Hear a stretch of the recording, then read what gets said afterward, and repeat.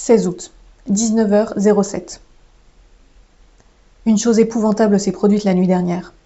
Je ne sais pas quoi faire, j'ai très peur. Peut-être qu'en écrivant ce qui s'est passé, j'arriverai à mieux comprendre et je trouverai une solution. Le simple fait de raconter ces événements m'effraie. Mais allons-y, puisqu'il le faut. Tout a commencé par un rêve classique. Je me trouvais avec mes collègues devant l'enclos de Maya. Nous étions rassemblés car Athos, le mâle introduit sur son territoire, l'avait attaqué. Je la cherchais du regard en vain car la dense végétation rendait la visibilité quasi nulle. Athos se cachait dans le bassin, qui différait de la réalité puisqu'il était creusé dans le fond de l'enclos plutôt qu'au niveau de la baie vitrée, de sorte qu'on ne pouvait pas voir à l'intérieur. Je finis par lever les yeux et repérer enfin Maya. Elle avait grimpé à la verticale sur le mur nord et se déplaçait de façon invraisemblable en défiant la gravité, un peu à la manière d'une araignée. C'était si bizarre que je restais interloqué un moment devant ce spectacle. Le veto m'informa alors que Maya était gravement blessée, bien qu'aucune plaie ne fût visible, et que cela expliquait son comportement anormal. J'acceptai l'hypothèse avec cette étonnante crédulité qui me caractérise dans les rêves, puis je demandai comment arranger la situation. Le veto répondit qu'il était trop tard, qu'on ne pouvait plus sauver Maya et qu'il fallait accepter de la laisser partir. Cette fois-ci, je refusais d'avaler une chose pareille. Je ne pouvais pas croire que Maya soit en train de mourir et qu'on se contente de rester les bras croisés. J'essayais donc de convaincre mes collègues d'établir un plan d'action pour sauver notre femelle, mais personne ne réagit à mes injonctions. Leur indifférence me fit entrer dans un état de fureur. Je leur hurlais de faire quelque chose et exigeais de savoir pourquoi ils paraissaient aussi peu concernés, car c'était un comble d'avoir une équipe de soigneurs se fichant du bien-être des animaux, et le fait de refuser d'aider Maya alors qu'elle avait besoin de nous relevait de la pire des cruautés. Je criais, je vociférais, puis je me mis à pleurer, sans obtenir la moindre réaction. Mes collègues me regardaient d'un air grave, comme si j'étais une pauvre tarée qui leur faisait pitié. Je les invitai donc tous à aller se faire foutre, puis courus vers la porte de l'enclos. Une fois à l'intérieur, je bataillais contre la végétation foisonnante pour me frayer un chemin vers le mur où j'avais vu Maya grimper. La zone se révéla bien plus vaste que je le pensais. Il y avait toujours des troncs d'arbres renversés, des plantes géantes ou des structures artificielles pour me barrer le passage. Cette situation ne tarda pas à m'énerver car chaque seconde que je perdais engageait davantage la survie de Maya, que j'appelais désespérément à plusieurs reprises. Je venais de crier son nom pour la 3e ou 4e fois quand un grand bruit d'éclaboussure m'alerta. Athos avait jailli hors du bassin et s'était lancé à ma poursuite. Je me mis à courir sans trop savoir où aller, et me rappelle m'être demandé comment j'avais pu être assez stupide pour me laisser piéger de la sorte, avant d'apercevoir une issue providentielle, la trappe donnant sur les loges de nuit. Je me précipitai dans cette direction tandis que le fracas de feuillage derrière moi se rapprochait dangereusement. Par chance, la poignée permettant d'actionner l'ouverture de la trappe se trouvait de mon côté, à condition de reconnaître la bonne parmi la dizaine qui se trouvait là. Je tirai au hasard sur l'une d'entre elles et rien ne se produisit. J'en actionnai une seconde, toujours rien. La 3e poignée resta également sans effet. Je les essayai toutes les unes après les autres, mais aucune ne fonctionnait, et j'entendais maintenant le souffle rauque d'Athos derrière moi. Alors que je menaçais de me réveiller, je remarquai une poignée un peu à l'écart qui portait une étiquette avec le mot « trahison ». Cela n'augurait rien de bon, mais je tirai dessus, et la trappe s'ouvrit enfin. Je m'engageai sans réfléchir dans le tunnel menant vers les loges. La trappe retomba dans mon dos, me plongeant dans le noir complet. J'avançais, j'avançais, j'avançais sans voir le bout de ce tunnel interminable, puis je compris que celui-ci ne débouchait pas sur les loges, mais sur l'Infandum. Il s'agissait d'une zone ombreuse. Je poursuivis malgré tout mon chemin, car il n'était pas question de retourner dans l'enclos avec le fauve qui voulait me tuer. Mon cœur se serra à l'idée d'avoir abandonné Maya, puis l'atmosphère délétère de la zone ombreuse finit par étouffer cette pensée. Je me concentrai pour endurer la pression jusqu'à atteindre le bout du tunnel, et me retrouvai alors dans un lieu familier. La maison où j'ai lacéré le visage d'une femme il y a quelques mois. Le décor avait changé cependant. Il était encore plus évanescent que la première fois. On distinguait à peine les contours du jardin au sein du brouillard gris. Le garçon sur la balançoire ne bougeait pas, et en m'approchant, je découvris qu'il n'avait plus de visage. J'entrai ensuite dans la maison où je pensais trouver ses parents, me demandant s'ils seraient toujours dans l'état où Théromax et moi les avions laissés, mais ils n'étaient plus là. Seules demeuraient les grandes éclaboussures de sang écarlate, unique élément à avoir conservé leur couleur parmi les nuances de gris. Ce rouge tranchant m'agressa les yeux tant il paraissait déplacé. Il me fit l'effet d'une insulte, et j'éprouvai un malaise inexplicable. Le salon était nimbé d'une brume qui estompait la silhouette des objets. Murs et planchers semblaient sur le point de se désintégrer. On se serait cru dans une attraction de fête foraine avec des miroirs déformants. Peu désireuse de m'attarder dans cette pièce ensanglantée, je rejoignis le couloir menant vers la chambre d'enfant. Les poupées étaient toujours dispersées sur le sol, face contre terre, tandis que les autres éléments s'étaient déjà fondus dans le brouillard, à l'exception de l'armoire. Les portes étaient restées ouvertes sur la mystérieuse forêt obscure. Je contemplais celle-ci un long moment avant de m'approcher. Théromax n'était pas là pour me dissuader, mais je ressentais toujours une crainte viscérale à l'idée de franchir ce passage. J'étais surtout bloquée par les puissantes ondes que je sentais émaner du bois. Après 1 minute d'observation attentive, je remarquai toutefois que ces ondes n'étaient pas constantes.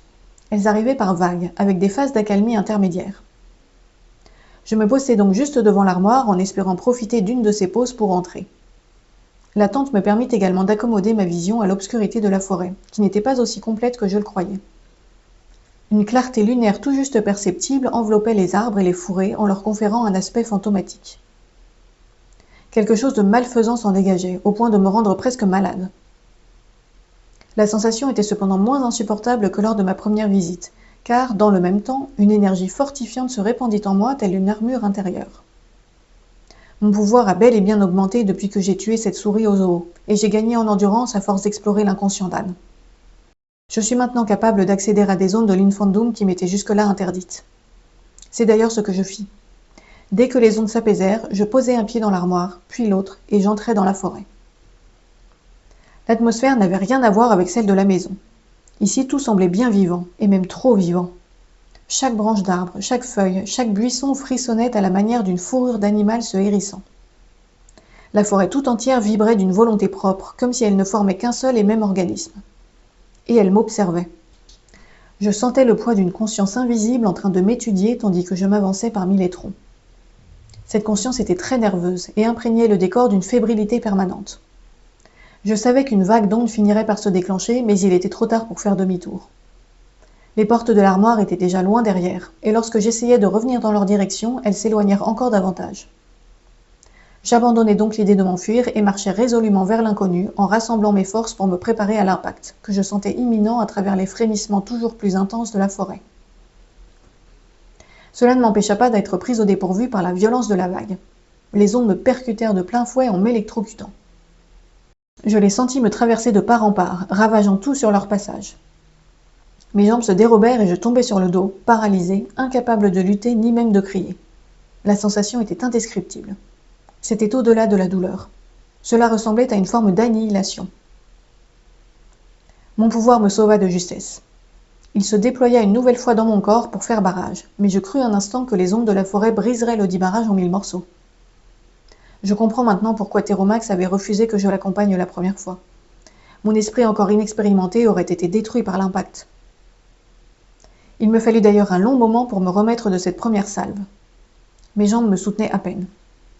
La situation se dégrada encore quand je crus distinguer des visages effrayants dans la végétation environnante. Des figures hurlantes et grimaçantes qui se confondaient avec le feuillage au sein de la pénombre. Leurs orbites et leurs bouches se tordaient, la forêt se mouvait à la manière d'une créature tentaculaire. Cette fois, je criais. Je voulais me réveiller pour quitter ce lieu abject, et la peur m'aurait peut-être offert cet échappatoire si une voix familière n'avait pas détourné mon attention. Théromax se tenait juste derrière moi, apparu comme par magie, à son habitude. Je t'avais prévenu que ces bois ne sont pas pour les petites filles. J'étais tellement soulagée de le voir que je ne réagis pas à ce sarcasme. Les ignobles visages que je distinguais si nettement une seconde auparavant s'étaient évanouis. Je commençais à retrouver une contenance. C'est quoi cet endroit? Pourquoi l'Infandum me ramène ici? L'Infandum ne t'amène nulle part. C'est ton inconscient qui t'attire vers ce lieu. J'ai l'impression qu'il y a une présence dans la forêt. En effet. Et, tu comptes me donner plus de précision? Suis-moi. Théromax s'engagea dans les fourrés. Je n'avais aucune envie de m'enfoncer plus profondément au sein de ce monde bizarre, mais que pouvais-je faire d'autre? La présence de mon totem me rassurait, alors je le suivis.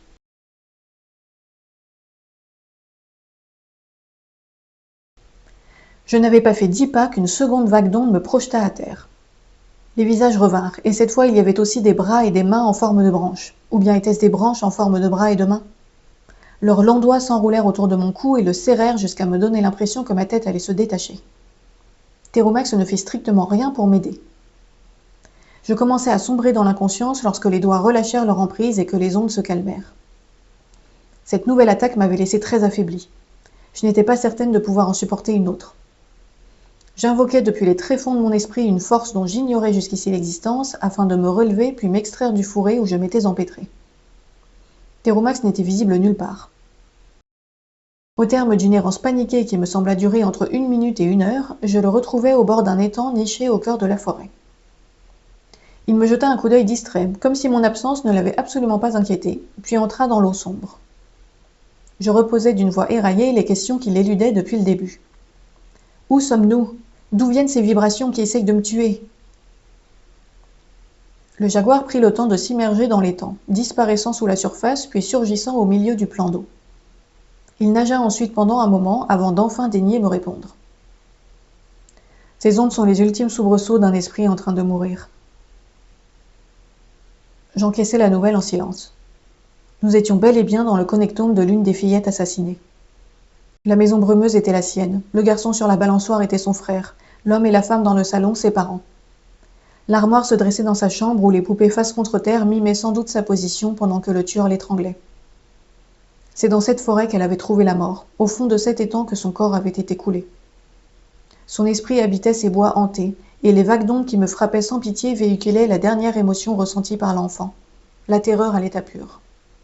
« Pourquoi tu ne m'as rien dit, alors que ça fait des semaines que je cherche à atteindre le connectome d'une victime ?» »« Le connectome ? Encore un mot savant inventé par ta pauvre amie. Tu aurais pu m'accompagner ici dès le début au lieu de me laisser galérer dans l'esprit d'Anne. Tu n'étais pas prête. Encore aujourd'hui, tu peines à supporter les tressaillements d'un esprit agonisant. Tes petits voyages chez ton ami te permettent de t'endurcir, mais je doute que tu sois capable de les poursuivre étant donné que tu as détruit le talisman dont je t'avais fait cadeau. Ingrate en plus d'être stupide. Je ne pouvais pas continuer d'utiliser Anne de cette manière. C'est mal. Théromax se détourna avec mépris. Je sais que j'aurais dû camper sur ma position et assumer de le décevoir, mais c'était trop dur. Il m'aurait peut-être abandonné. J'oubliais donc mes bonnes résolutions. Je veux toujours trouver l'assassin pour savoir ce qu'on ressent lorsqu'on tue quelqu'un. Puisque nous sommes dans la mémoire d'une de ses victimes, il doit être possible de remonter jusqu'à lui en passant par le souvenir du meurtre, non? Tu peux m'aider à y accéder. N'as-tu pas écouté ce que je viens de te dire? Tu n'es même pas capable d'affronter l'esprit de ta meilleure amie, ni celui d'une fillette décédée. Comment voudrais-tu te mesurer à ce prédateur? Il t'écraserait comme une mouche. Tu le connais? Bien entendu. Son esprit est pour moi source d'un agréable divertissement. Il est plus intéressant que celui des autres mortels. Je ne sus quoi répondre, sous le choc de cette révélation. Théromax se rapprocha de la berge. « Viens nager avec moi. » Je secouai la tête en signe de dénégation. Je n'arrivais plus à parler et j'éprouvais une vague envie de pleurer sans trop savoir pourquoi. La voix de Théromax se fit caressante. « Allons, petite fille, tu peux grimper sur mon dos si tu as peur de te noyer. » Il se présenta de profil pour m'inviter à le chevaucher. C'était la première fois qu'il me proposait une chose pareille. La tentation d'un tel privilège était forte, d'autant qu'apprendre que Théromax fréquentait l'esprit du meurtrier m'avait impressionné. Je sentais par ailleurs la forêt recommencer à frémir et savais que je ne résisterais pas à une nouvelle vague sans la protection du jaguar. Alors je le rejoignis puis grimpai sur son dos et nous nous dirigeâmes vers le centre de l'étang. L'eau n'était ni froide ni chaude. Les muscles puissants de Théromax s'actionnaient en cadence entre mes jambes serrées contre ses flancs, et cela me procurait une sensation grisante. Quand j'étais petite, j'ai eu l'occasion de monter un poney accru et je m'étais émerveillée que ce corps étranger puisse être si proche du mien, au point de ressentir chacune de ses respirations. J'éprouvais de nouveau ce sentiment magique tandis que je chevauchais Théromax, à la différence que son corps était froid et ses mouvements plus amples, plus fluides que ceux du poney. J'avais posé mes mains sur ses épaules et percevais le mécanisme régulier des omoplates sous le pelage ras. À cet instant, toute crainte m'avait quittée. J'étais heureuse de partager ce moment intime avec Théromax, et je voulais me pencher pour l'embrasser sur le sommet du crâne. Je m'apprêtais d'ailleurs à le faire lorsqu'il s'arrêta. Nous avions atteint le milieu de l'étang. L'eau était si opaque que je ne distinguais pas mes pieds immergés. Théromax me lança un regard perçant. « Tu veux voir la morte ?» Je n'eus guère le temps de répondre car il se tourna sur le dos avec une étonnante souplesse, de sorte que nous nous retrouvâmes face à face, puis il me saisit entre ses pattes et m'entraîna sous la surface. Je ne discernais rien dans les eaux noires, mais une sorte de brouhaha bourdonnait à mes oreilles. Le bruit se précisa à mesure que nous descendions vers les profondeurs, et j'identifiai bientôt la voix de la fillette. Elle pleurait, articulait des appels à l'aide et des supplications entre deux sanglots. Le fait d'entendre ainsi ses ultimes paroles, d'être physiquement entouré par ses plaintes comme par des paquets d'algues visqueuses, me perturba beaucoup. Je tentai de me dégager de l'étreinte de Théromax pour remonter vers la surface. Il planta ses griffes dans mon dos et nous coulâmes encore plus vite. Les pleurs de la fillette étaient maintenant entrecoupés d'ignobles bruits de suffocation, et je n'arrêtais pas de penser, c'est vraiment arrivé, ce n'est pas un film ni une invention, elle est morte en faisant ces bruits horribles, et la panique m'envahit au contact de cet étang rempli d'intolérables souffrances. Je voulus demander à Théromax de me lâcher, mais mes lèvres refusaient de bouger. C'était très étrange car je m'entendais parler dans ma tête sans que les mots parviennent à se concrétiser dans ma bouche. J'essayais plusieurs fois avec beaucoup de conviction, rien à faire. Ma voix restait enfermée à l'intérieur de mon cerveau. Alors je fermai les yeux pour me calmer, et des images issues de mes propres souvenirs vinrent se superposer au son d'agonie. Je vis d'abord la tête d'une des poupées à qui je plantais des aiguilles dans les yeux quand j'étais petite. Puis elle fut remplacée par le visage de ma mère, avec cette expression qu'elle prenait lorsque quelque chose la contrariait. Les traits figés comme ceux d'une statue et le regard fixe, noir, effrayant. Ensuite survint mon joli dessin traversé par la phrase fatale à l'origine de mon cancer de l'âme, puis le visage de ma mère réapparut, cette fois avec des aiguilles plantées dans les yeux, et je fus foudroyé par la certitude que c'était moi qui lui avais fait ça, qui lui avais crevé les yeux dans un accès de folie, ou de haine, ou peut-être bien des deux, et c'était, mon Dieu, c'était tellement réaliste que j'éprouvais une détresse indescriptible à l'idée d'avoir commis un acte si affreux, d'avoir été capable de faire tant de mal à la personne que je suis censée aimer le plus au monde, et que j'aime le plus au monde. Je suis désolée d'avoir écrit ces choses méchantes à son sujet la dernière fois. Je suis désolée, maman. Après tout ce que tu as fait pour moi, je te récompense en étant une mauvaise fille, ingrate et égoïste. Je ne peux croire que mon esprit ait pu ne serait-ce que suggérer ce que j'ai vu dans les temps, et je n'ai pas envie de m'étendre sur ce sujet car cela me rend trop triste. Il ne faut pas penser à des choses pareilles, c'était juste une divagation de cauchemar, ça ne voulait rien dire. Nous approchions du fond de l'étang et je rouvris les yeux pour fuir mes viles pensées. Je fus alors confronté à une vision pire que les précédentes. Théromax me faisait toujours face et... j'ose à peine l'écrire. Son visage, c'était épouvantable. J'aurais pourtant dû m'y attendre, car je sais que les jaguars adoptent un rictus effrayant lorsqu'ils nagent sous l'eau. Leurs babines se retroussent et leurs yeux sont exorbités, ce qui leur donne un air fou furieux. Je l'ai déjà observé chez Maya alors qu'elle nageait derrière la vitre de son bassin. Le félin plein de grâce auquel je suis fière de pouvoir m'identifier s'était transformé en monstre. Je n'avais encore jamais vu Théromax sous l'eau, et j'ai donc découvert que chez lui, la laideur de ce rictus est démultipliée. Il n'avait pas seulement l'air fou, il avait l'air malfaisant. Oui, c'est le mot, malfaisant. Je ne pouvais pas supporter cette vision, alors je luttais de toutes mes forces pour m'éloigner de lui. Plus je me débattais, plus ses griffes s'enfonçaient dans mon dos. Dès que je fermais les yeux afin d'échapper à son image, celle de ma mère revenait me hanter. Je tentais de regarder ailleurs, sur le côté, en haut, en bas, n'importe où, cherchant le moindre élément qui pourrait détourner mon attention, et c'est ainsi que j'aperçus le sac poubelle au fond de l'eau. Il était similaire à celui dont j'avais voulu m'approcher après avoir fusionné avec Maya dans mon autre rêve, mais j'ignore s'il s'agissait du même, car il y avait des cheveux qui dépassaient de celui-ci. Une longue chevelure brune. Ce détail fit émerger un autre souvenir. L'avis de recherche avec la photo de Mélanie, celui qui avait été placardé partout dans le quartier et qui passait aux infos à l'époque de sa disparition. Je ressentis une immense tristesse en songeant que l'esprit de mon ami avait sans doute ressemblé à celui-ci. Un lieu sombre, rempli de terreur et de solitude, sans une once d'espoir. Un cauchemar permanent qui ne s'achève qu'avec la mort de l'âme au terme d'une longue déliquescence. D'imaginer que Mélanie avait subi cette torture me plongea dans une affliction si abyssale que j'en oubliais presque ma peur. Je crois que c'est ce qui m'a sauvée. Peut-être Théromax fut-il désarmé par mon calme soudain, j'avais cessé de me débattre, à moins qu'il n'ait simplement eu pitié de moi. Il me relâcha. Je me réveillai dans mon lit, le visage baigné de larmes, et pleurai pendant de longues minutes. À cause de Mélanie, mais aussi car j'ai désormais conscience de ne plus être en sécurité avec mon esprit totem.